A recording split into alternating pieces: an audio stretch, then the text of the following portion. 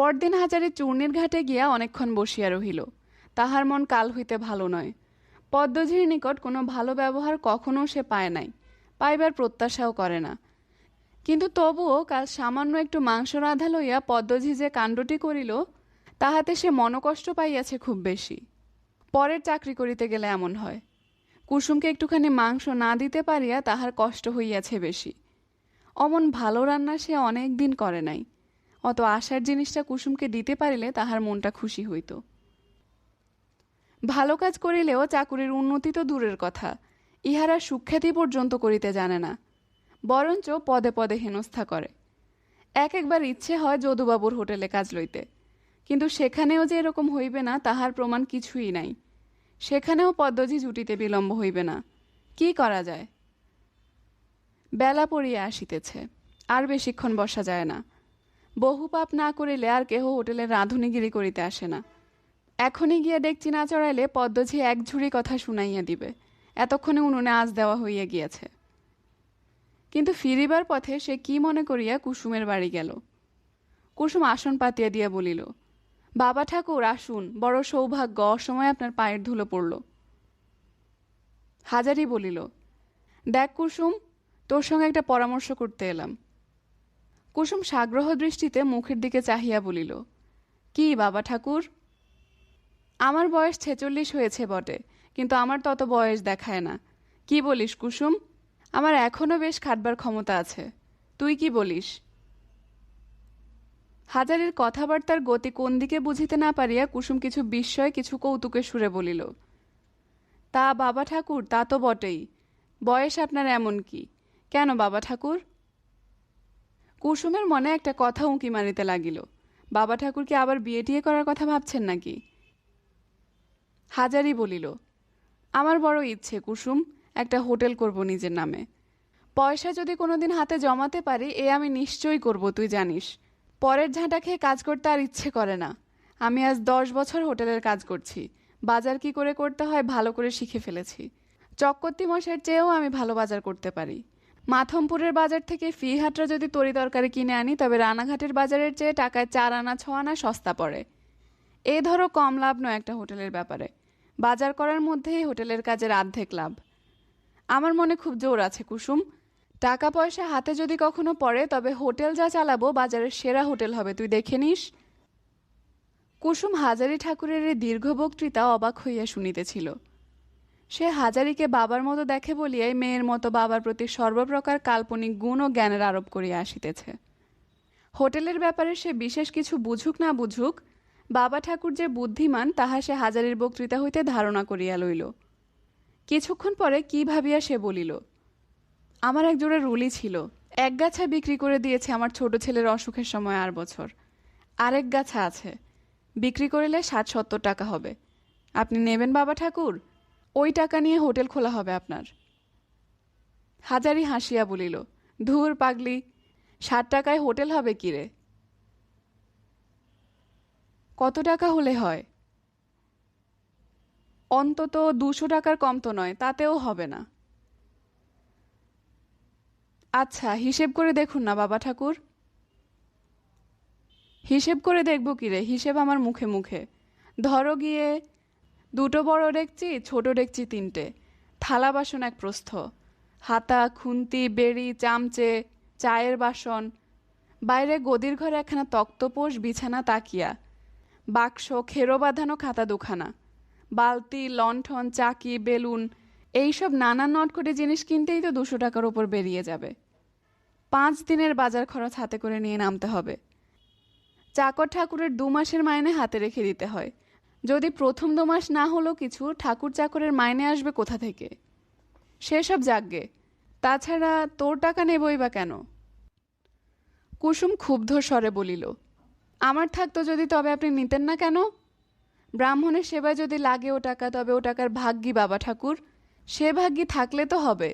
আমার অত টাকা যখন নেই, তখন আর সে কথা বলছি কি করে বলুন? যা আছে ওতে যদি কখনো সখনো দরকার পড়ে আপনার মেয়েকে জানাবেন। হাজারি উঠিল, আর এখানে বসিয়া দেরি করিলে চলিবে না। বলিল, না রে কুসুম, ওতে আর কি হবে, আমি যাই এখন। কুসুম বলিল, একটু কিছু মুখে না দিলে মেয়ের বাড়ি থেকে কি করে উঠবেন বাবা ঠাকুর? বসুন আর একটু, আমি আসছি। কুসুম এত দ্রুত ঘর হইতে বাহির হইয়া গেল যে হাজারি ঠাকুর প্রতিবাদ করিবার অবসর পর্যন্ত পাইল না। একটু পরে কুসুম ঘরের মধ্যে একখানা আসন আনিয়া পাতিল এবং মেঝের ওপর জলের হাত বুলাইয়া আবার বাহিরে গেল। কিছুক্ষণ পরে এক বাটি দুধ এবং একখানা র্যাকাবিতে পেঁপে কাটা, আমের টিকলি ও দুটি সন্দেশ আনিয়া আসনের সামনে মেঝের ওপর রাখিয়া বলিল, একটু জল খান, বসুন এসে, আমি খাবার জল আনি। হাজারি আসনের উপর বসিল। কুসুম ঝকঝকে করিয়া মাজা একটা কাঁচের গ্যালাসে জল আনিয়া র্যাকাবির পাশে রাখিয়া সামনে দাঁড়াইয়া রহিল। খাইতে খাইতে হাজারির মনে পড়িল সেই দিনকার সেই মাংসের কথা। মেয়ের মতো স্নেহ যত্ন করে কুসুম। তাহারই জন্য তুলিয়া রাখা মাংস কিনা খাওয়াইতে হইল চক্রবর্তী মহাশয়ের গাঁজাখোর শালাকে দিয়া, শুধু ওই পদ্মঝিয়ের জন্য। দাসত্বের এই তো সুখ। হাজারি বলিল, তুই আমার মেয়ের মতন কুসুম মা। কুসুম হাসিয়া বলিল, মেয়ের মতন কেন বাবা ঠাকুর, মেয়েই তো। ঠিক, মেয়েই তো। মেয়ে না হলে বাপের এত যত্ন কে করে? যত্ন আর কি করেছি, সে ভাগ্যি ভগবানকে আমায় দিয়েছেন। একে কি যত্ন করা বলে?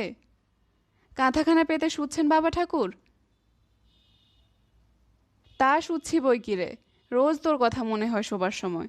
মনে ভাবি কুসুম এখানা দিয়েছে। ছেঁড়া মাদুরের কাঠি ফুটে ফুটে পিঠে দাগ হয়ে গিয়েছিল, পেতে শুয়ে বেঁচেছি। কুসুম বলিল, আহা কি যে বলেন না, সন্দেশ দুটো খেয়েই ফেলুন, পায়ে পড়ি, ও ফেলতে পারবেন না। কুসুম, তোর জন্য না রেখে খেতে পারি কিছু মা? ওটা তোর জন্য রেখে দিলাম। কুসুম লজ্জায় চুপ করিয়া রহিল। হাজারি আসন হইতে উঠিয়া পড়িলে বলিল, পা নানি দাঁড়ান। তাহার পর সামনে দরজা পর্যন্ত আগাইয়া দিতে আসিয়া বলিল, আমারও রুলিগাছা তোলা রইল আপনার জন্য বাবা ঠাকুর, যখন দরকার হয় মেয়ের কাছ থেকে নেবেন কিন্তু। সেদিন হোটেলে ফিরিয়া হাজারি দেখিল প্রায় 15 সের কি আদমন ময়দা চাকর আর পদ্মঝি মিলিয়া মাখিতেছে। ব্যাপার কি, এত লুচির ময়দা কে খাইবে? পদ্মঝি কথার সঙ্গে বেশ খানিকটা ঝাঁঝ মিশাইয়া বলিল, হাজারি ঠাকুর, তোমার যা যা রাঁধবার আগে সেরে নাও, তারপরে লুচিগুলো ভেজে ফেলতে হবে। আচার্যপাড়ার মহাদেব ঘোষালের বাড়িতে খাবার যাবে, তারা অর্ডার দিয়ে গেছে, 9:30টার মধ্যে চাই, বুঝলে? হাজারি ঠাকুর অবাক হইয়া বলিল, 9:30টার মধ্যে ওই আদমন ময়দা ভেজে পাঠিয়ে দেব, আবার হোটেলে রান্না রাঁধবো? কি যে বলো পদ্মদিদি, তা কি করে হবে? রতন ঠাকুরকে বলো না লুচি ভেজে দিক, আমি হোটেলে রান্না রাঁধব। পদ্মঝি চোখ রাঙাইয়া ছাড়া কথা বলে না। সে গরম হইয়া ঝঙ্কার দিয়া বলিল, তোমার ইচ্ছে বা খুশিতে এখানকার কাজ চলবে না, কর্তা মশাইয়ের হুকুম। আমায় যা বলে গেছেন তোমায় বললাম। তিনি বড় বাজারে বেরিয়ে গেলেন, আসতে রাত হবে, এখন তোমার মর্জি, করো আর না করো। অর্থাৎ না করিয়া উপায় নাই। কিন্তু ইহাদের এই অবিচারে হাজারির চোখে প্রায় জল আসিল। নিছক অবিচার ছাড়া ইহা অন্য কিছু নহে। রতন ঠাকুরকে দিয়া ইহারা সাধারণ রান্না অনায়াসেই করাইতে পারিত, কিন্তু পদ্মঝি তাহা হইলে খুশি হইবে না। সে যে কি বিষচক্ষে পড়িয়াছে পদ্মঝিয়ের, তাহাকে জব্দ করিবার কোনো ফাঁকি পদ্ম ছাড়ে না। ভীষণ আগুনের তাঁতের মধ্যে বসিয়া রতন ঠাকুরের সঙ্গে দৈনিক রান্নাকার যেতেই প্রায় 9টা বাজিয়া গেল। পদ্মঝি তাহার পর ভীষণ তাগাদা লাগাইল লুচি ভাজাতে হাত দিবার জন্য। পদ্মঝি নিজে খাটিতে রাজি নয়, সে গেল খরিদ্দারদের খাওয়ার তদারক করিতে। আজ আবার হাটবার, বহু ব্যাপারী খরিদ্দার। রতন ঠাকুর তাহাদের পরিবেশন করিতে লাগিল। হাজারি এক ছিলিম তামাক খাইয়া লইয়াই আবার আগুনের তাতে বসিয়া গেল লুচি ভাজিতে। আধ ঘণ্টা পরে তখন 5 সের ময়দাও ভাজা হয় নাই।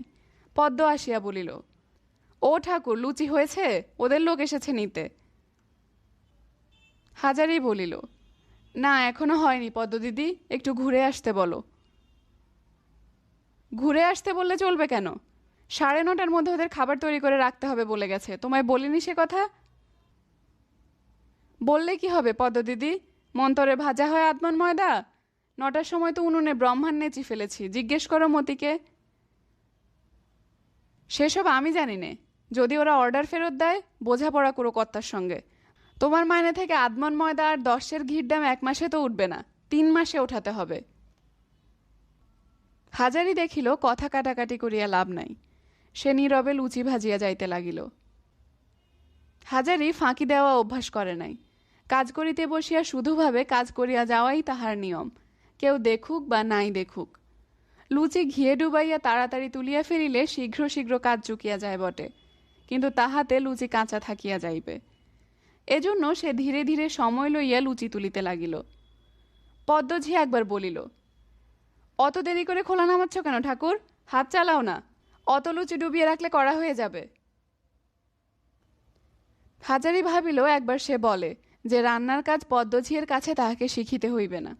লুচি ডুবাইলে কড়া কি নরম হয় সে ভালোই জানে। কিন্তু তখনই সে বুঝিল পদ্মঝি এরকম কথা কেন বলিতেছে। 10 ঘি হইতে জ্বলতি বাদে যাহা বাকি থাকিবে পদ্মঝিয়ের লাভ, সে বাড়ি লইয়া যাইবে লুকাইয়া। কর্তামশাই পদ্মঝিয়ের বেলায় অন্ধ, দেখিয়াও দেখেন না। হাজারি ভাবিল এইসব জুয়াচুরির জন্য হোটেলের দুর্নাম হয়। খদ্দেরে পয়সা দেবে, তারা কাঁচা লুচি খাবে কেন? 10 ঘিয়ের দাম তো তাদের কাছ থেকে আদায় হয়েছে, তবে তা থেকে বাঁচানোই বা কেন? তাদের জিনিসটা যাতে ভালো হয় তাই তো দেখতে হবে। পদ্মঝি বাড়ি নিয়ে যাবে বলে তারা 10 ঘিয়ের ব্যবস্থা করেনি। পরক্ষণেই তাহার নিজের স্বপ্নে সে বিভোর হইয়া গেল। এই রেলবাজারেই সে হোটেল খুলিবে, তাহার নিজের হোটেল। ফাঁকি কাহাকে বলে তাহার মধ্যে থাকিবে না। খদ্দের যে জিনিসের অর্ডার দিবে তাহার মধ্যে চুরি সে করিবে না। খদ্দের সন্তুষ্ট করিয়া ব্যবসা, নিজের হাতে রাঁধিবে, খাওয়াইয়া সকলকে সন্তুষ্ট রাখিবে। চুরি জুয়াচুরির মধ্যে সে নাই। লুচি ভাজা ঘিয়ের বুদবুদের মধ্যে হাজারি ঠাকুর যেন সে ভবিষ্যৎ হোটেলের ছবি দেখিতে পাইতেছে, প্রত্যেক ঘিয়ের বুদবুদটাতে। পদ্মঝি সেখানে নাই, বেচুচক্কতির গাঁজাখোরো মাতাল শালাও নাই। বাহিরে গদির ঘরে দিব্যি ফর্সা বিছানো পাতা। খদ্দের যতক্ষণ ইচ্ছা বিশ্রাম করুক, তামাক খাইতে ইচ্ছে করে খাক, বাড়তি পয়সা আর একটাও দিতে হইবে না। 2টা করিয়া মাছ, হফতায় 3 দিন মাংস বাঁধা খদ্দেরদের। এইসব না করিয়া শুধু স্টেশনের প্ল্যাটফর্মে হিন্দু হোটেল বলিয়া মতি চাকরের মতো চেঁচাইয়া গলা ফাটাইলে কি খদ্দের ভিড়িবে? পদ্মঝি আসিয়া বলিল, ও ঠাকুর, তোমার হলো? হাত চালিয়ে নিতে পারছ না? বাবুদের নোক যে বসে আছে। বলিয়াই ময়দার বারকোষের দিকে চাহিয়া দেখিল। বেলা লুচি যতগুলি ছিল হাজারি প্রায় সব খোলায় চাপাইয়া দিয়াছে। খান 15-20 বেশি বারকোষে নাই। মতি চাকর পদ্মঝিকে আসিতে দেখিয়া তাড়াতাড়ি হাত চালাইতে লাগিল। পদ্মঝি বলিল, তোমার হাত চলছে না না? এখনো 10 ময়দার তাল ডাঙায়, ওই রকম করে লুচি বেললে কখন কি হবে? হাজারি বলিল, পদ্মদিদি, রাত 11টা বাজবে ও লুচি বেলতে আর এক হাতে ভাজতে, তুমি বেলবার লোক দাও। পদ্মঝি মুখ নাড়িয়া বলিল, আমি ভাড়া করে আনি বেলবার লোক তোমার জন্য? ও আমার বাবুরে, ভাজতে হয় ভাজো, না হয় না ভাজোগে। ফেরত গেলে তখন কর্তামশাই তোমার সঙ্গে বোঝাপড়া করবেন। এখন পদ্মঝি চলিয়া গেল। মতি চাকর বলিল, ঠাকুর, তুমি লুচি ভেজে উঠতে পারবে কি করে? লুচি পোড়াবে না? এত ময়দার তাল আমি বেলবো কখন বলো? হঠাৎ হাজারির মনে হইল একজন মানুষ এখনই তাহাকে সাহায্য করিতে বসিয়া যাইত। কুসুম। কিন্তু সে গৃহস্থের মেয়ে, গৃহস্থের ঘরের বউ, তাহাকে তো এখানে আনা যায় না। যদিও ইহা ঠিক, খবর পাঠাইয়া তাহার বিপদ জানাইলে কুসুম এখনই ছুটিয়া আসিত। তারপর 1 ঘন্টা হাজারি অন্য কিছু ভাবে নাই, কিছু দেখে নাই। দেখিয়াছে শুধু লুচির কড়া, ফুটন্ত ঘি, ময়দার তাল আর বাখারির সরু আগায় ভাজিয়া তোলা রাঙা রাঙা লুচির গোছা। তাহা হইতে গরম ঘি ঝরিয়া পড়িতেছে। ভীষণ আগুনের তাত। মাজা পিঠ ভীষণ টনটন করিতেছে।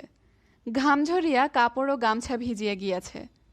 এক ছিলিম তামাক খাইবারও অবসর নাই।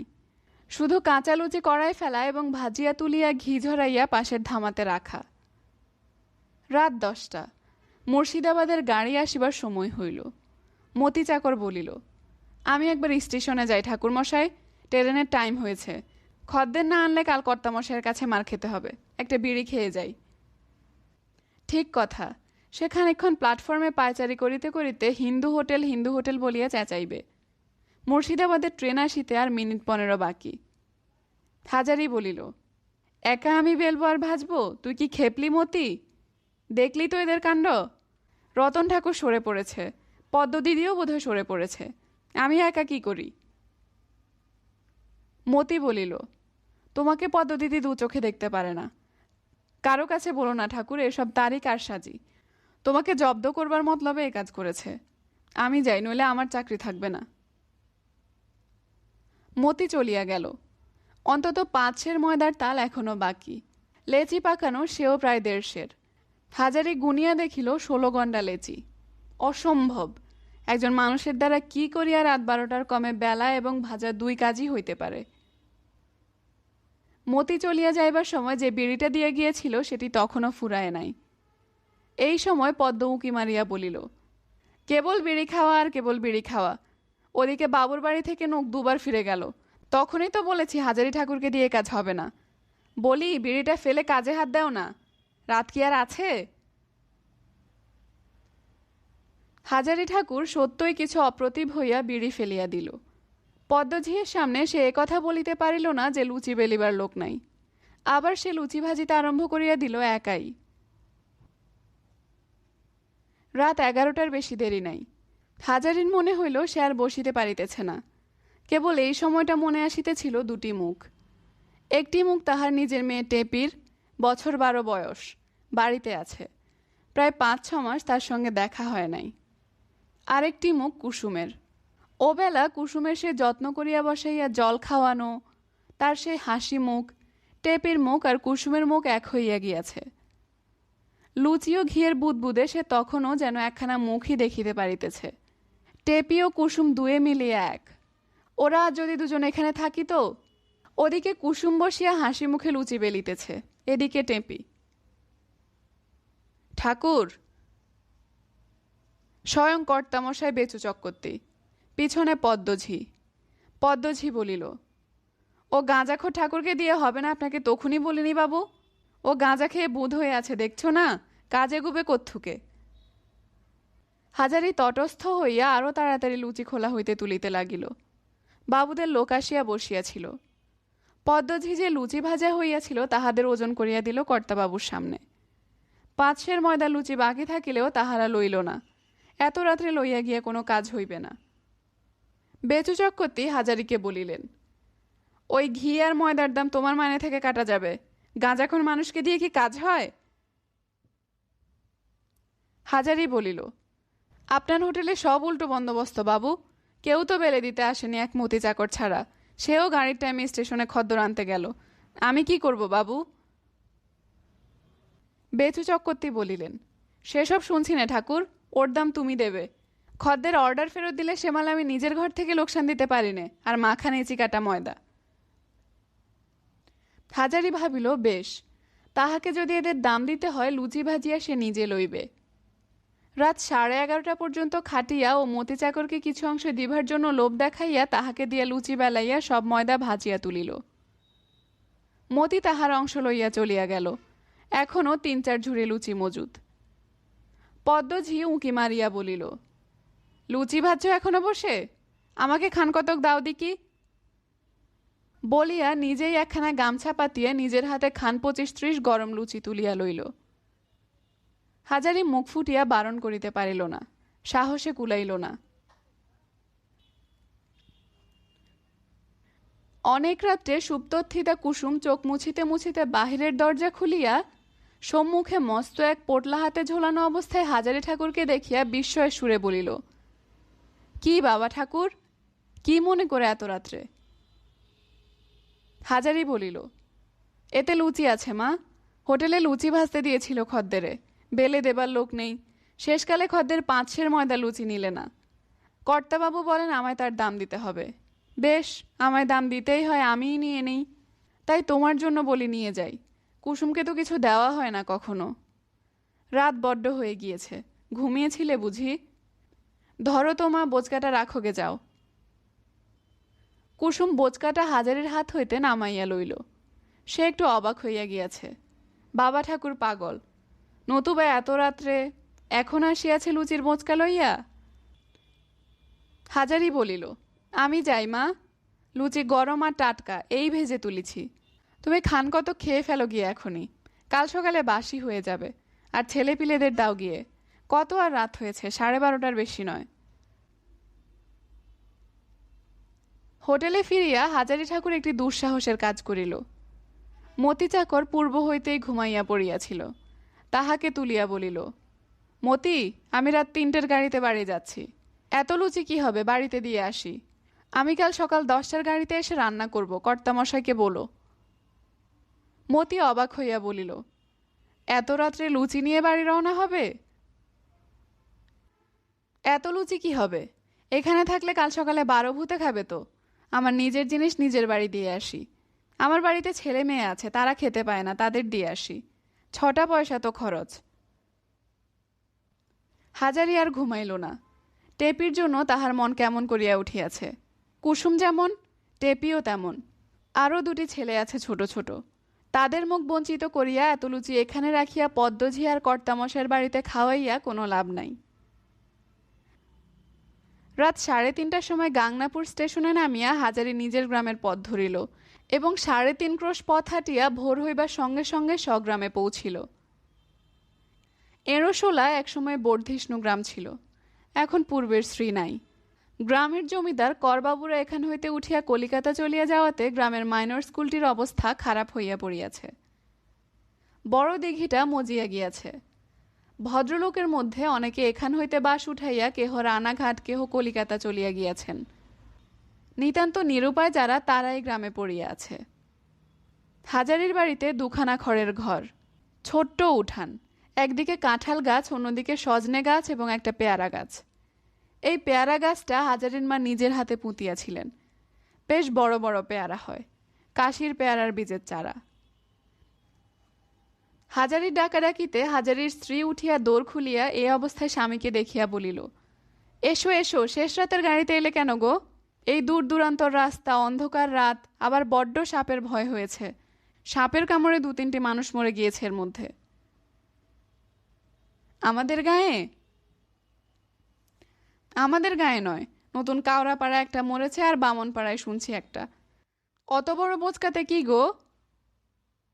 হাজারি লুচির আসল ইতিহাস কিছু বলিল না।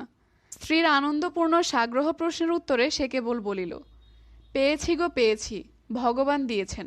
সবাই মিলে খেয়ে নাও মজা করে।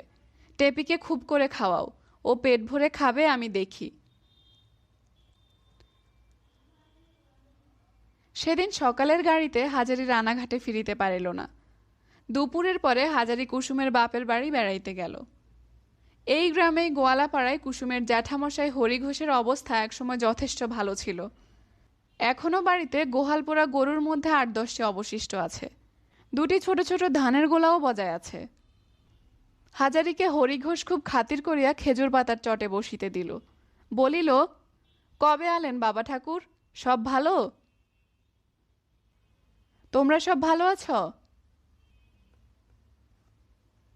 আপনার শ্রীচরণের আশীর্বাদে একরকম চলে যাচ্ছে। রানাঘাটেই কাজ করছেন তো? হ্যাঁ, সেখান থেকেই তো এলাম। আমাদের কুসুমের সঙ্গে দেখা দেখা হয়? হাজারি পাড়া গাঁয়ের লোক, এখানকার লোকের ধার চেনে। কুসুমের সঙ্গে সর্বদা দেখাশোনা বা তাদের মধ্যে পরস্পরের প্রতি টানের কোনো পরিচয় সেখানে দিতে চায় না। ইহারা হয়তো সহজভাবে সেটা গ্রহণ করিতে পারিবে না। গ্রামে কথাটা রাষ্ট্র হইয়া গেলে লোকে নানারূপ কদর্থ টানিয়া বাহির করিবার চেষ্টা করিবে তাহা হইতে। সুতরাং সে বলিল, হ্যাঁ, 2-1বার হয়েছিল, ভালো আছে। এবার যদি দেখা হয় একবার আসতে বলবেন এদিকে। তার গায়ে আসবার দিকে তত টান নেই। শহরে দুধ বেচে চালানো যে কি মিষ্টি লেগেছে। হাজারি কথার গতি অন্যদিকে ঘুরাইবার উদ্দেশ্যে বলিল, এবার আবাদপত্র কিরকম হলো বলো। ধানের আবাদ করেছি 12 বিঘে, আর বাকি সব তরকারি। কুমড়ো 2 বিঘে, আলু পেঁয়াজ। তা এবার আকাশের অবস্থা ভালো না বাবা ঠাকুর, খেতে মাটি ফেটে যাচ্ছে।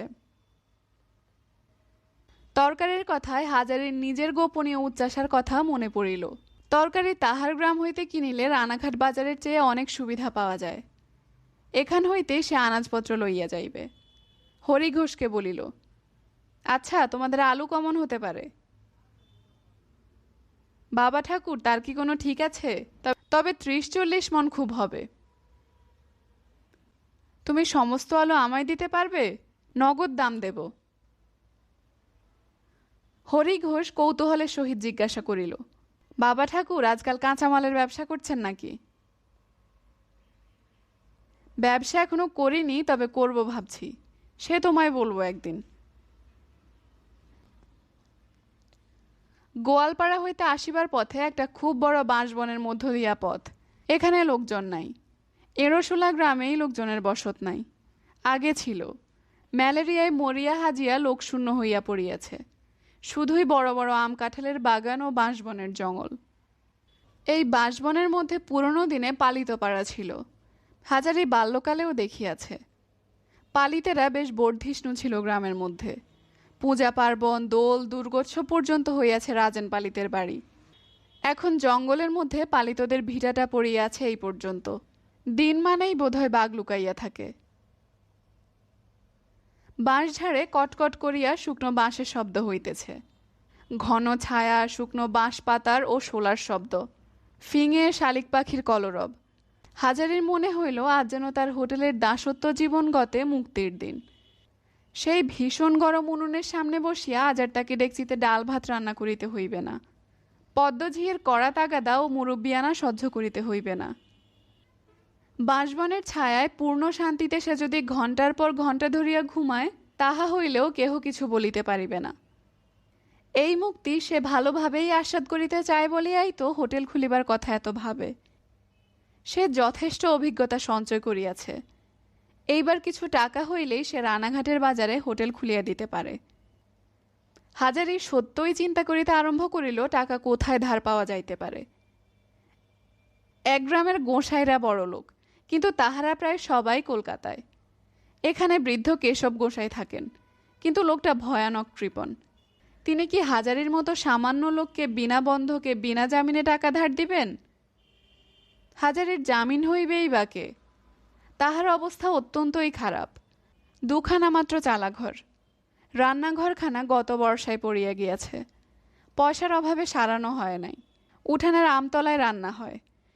বৃষ্টির দিন ক্রমশ চলিয়া গেল, এখন তত অসুবিধা হয় না।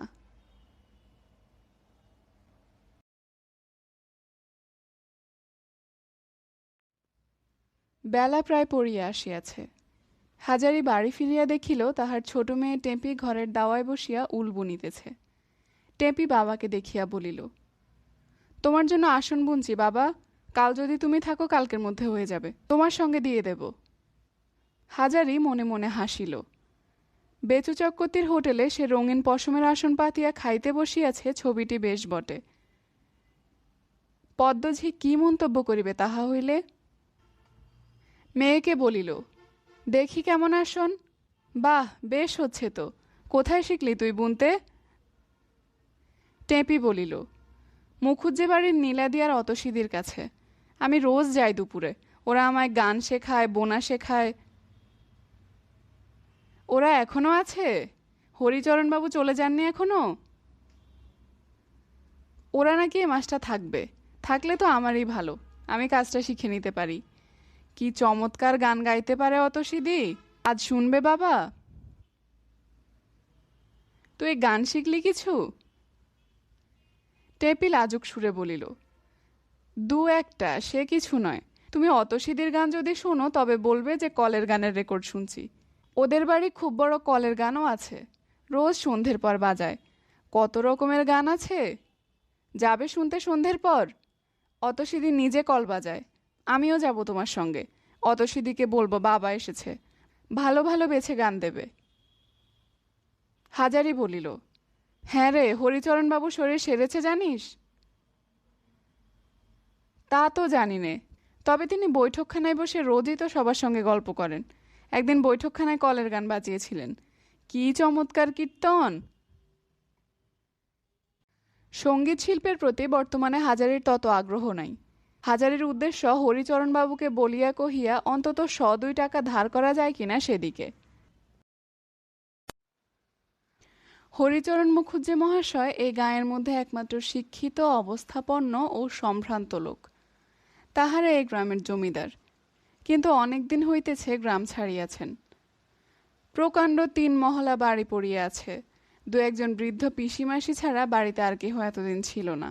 আজ মাস 4-5 হইল হরিচরণ মুখুজ্জের একমাত্র পুত্র কলিকাতায় মারা যায় বসন্ত রোগে। পুত্রের মৃত্যুর পর হইতে আজ প্রায় 3 মাস হইল হরিচরণবাবু সপরিবারে দেশের বাটিতে আসিয়া যে কেন বাস করিতেছেন সে খবর হাজারি রাখে না।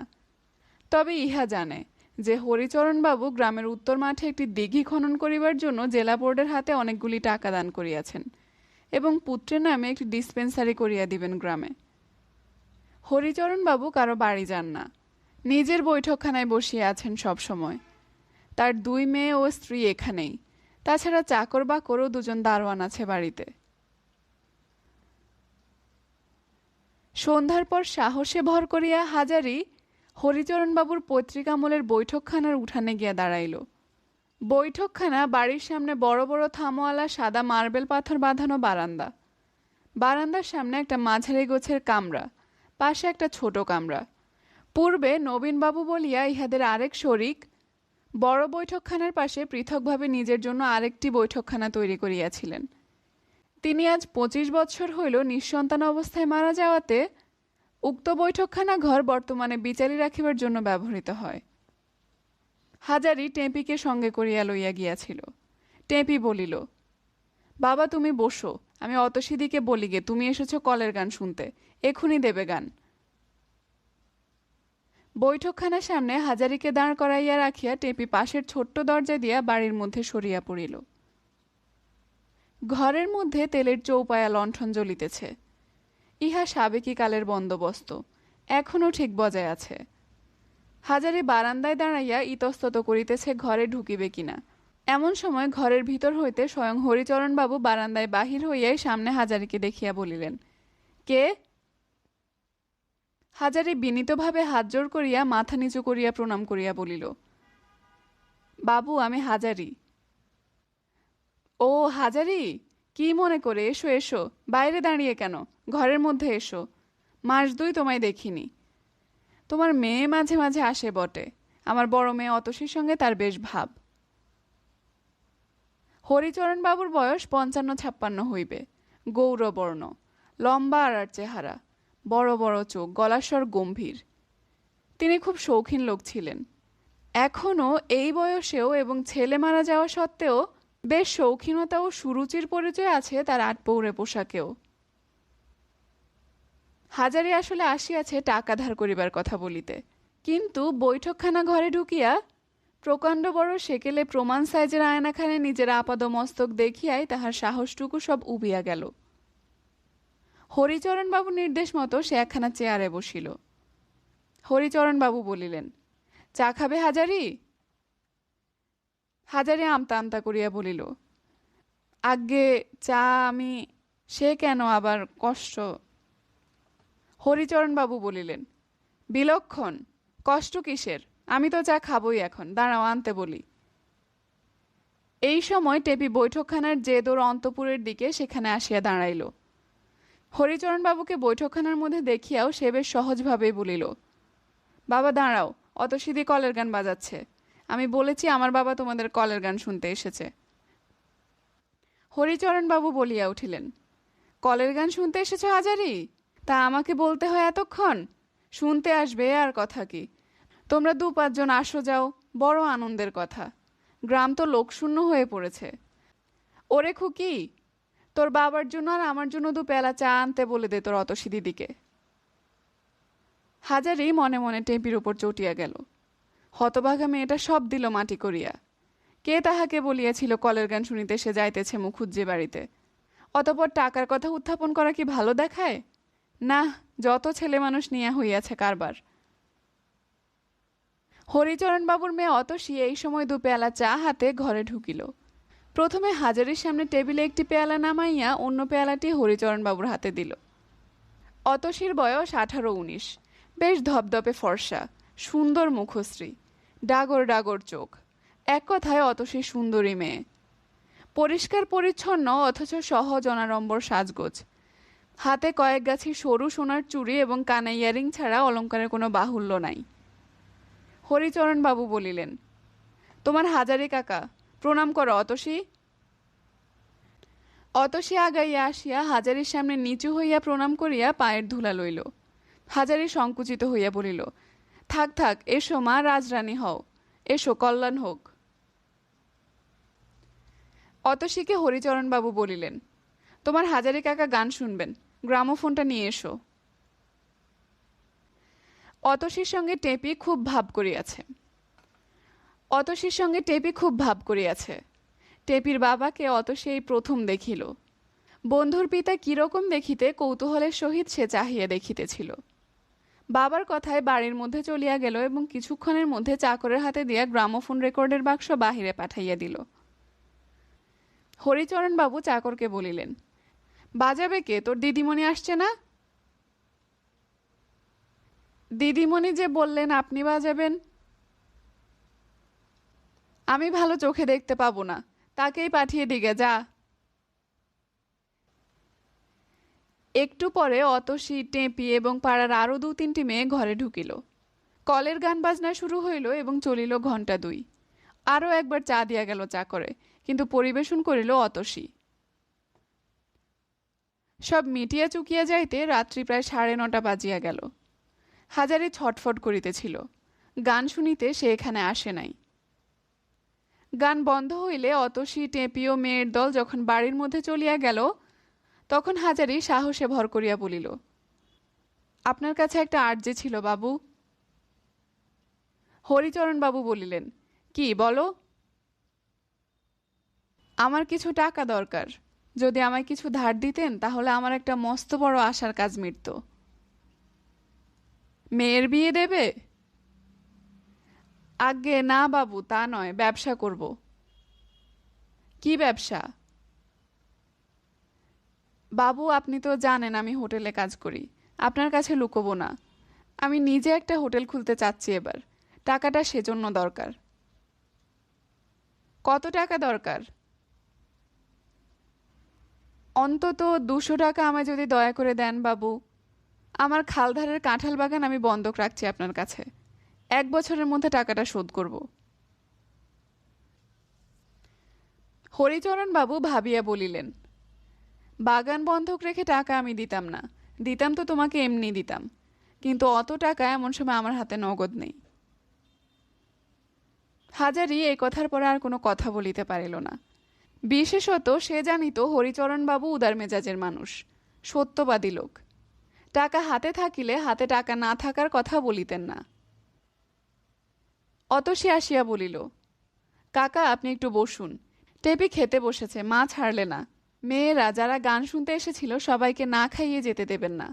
একটু দেরি হবে, না হয় আপনি যান, আমি ঝির সঙ্গে পাঠিয়ে দেব এখন।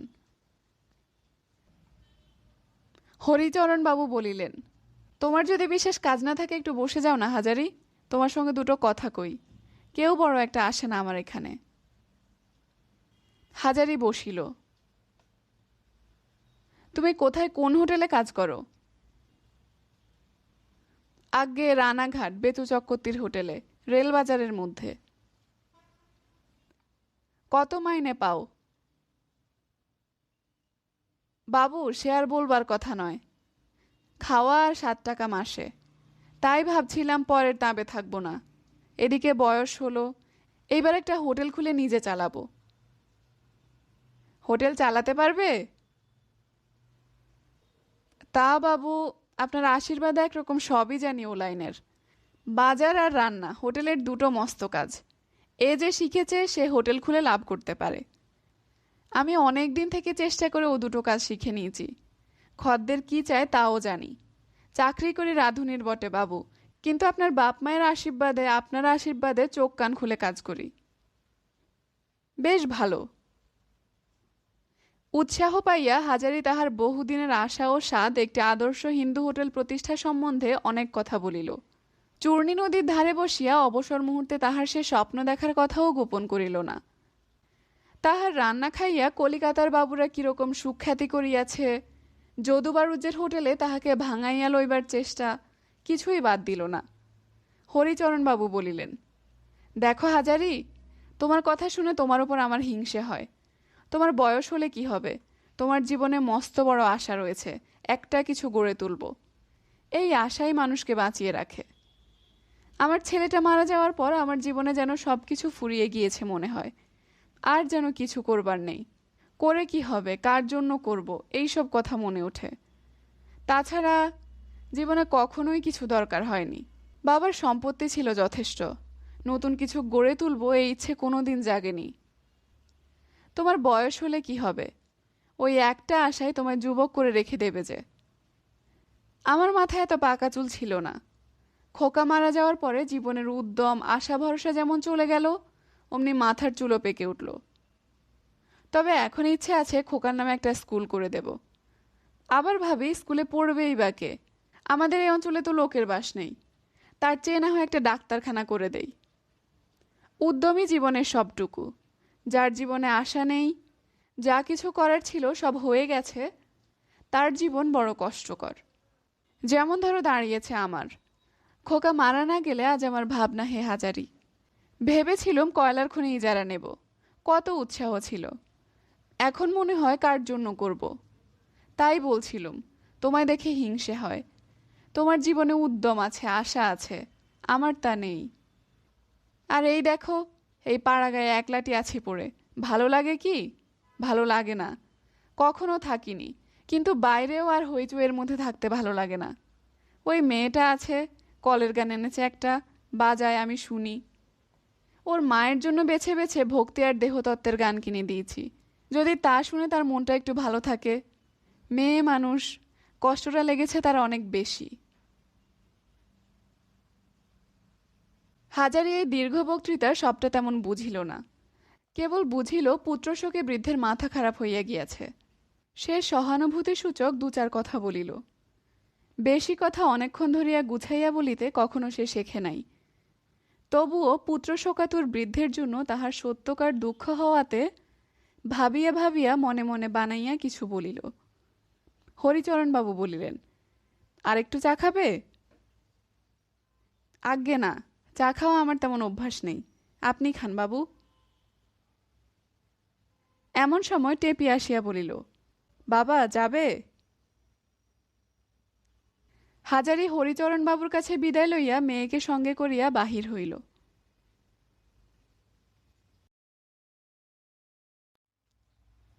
জ্যোৎস্না উঠিয়াছে।